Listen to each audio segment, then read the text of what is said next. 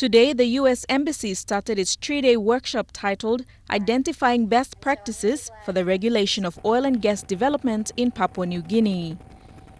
It was attended by over 30 officials from key agencies, including the National Petroleum Company, the Departments of Petroleum and Energy, Finance, Treasury, National Planning, Lands and Physical Planning, and Justice and Attorney General. You too have a very important role to play.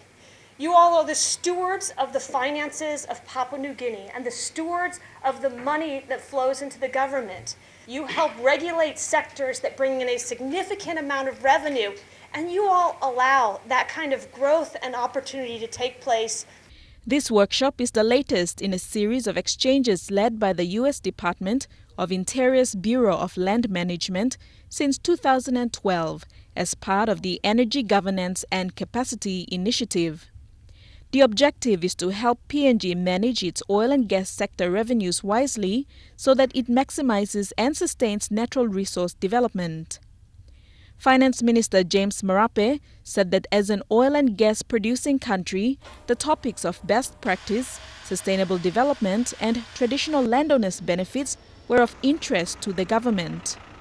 As you know, these are resources that is not replaceable. These are resources once extracted is forever gone. And so we must continue to improve and increase the value of what we take today, whilst developing our country today have an element of sustainability that goes beyond our generations and into the future.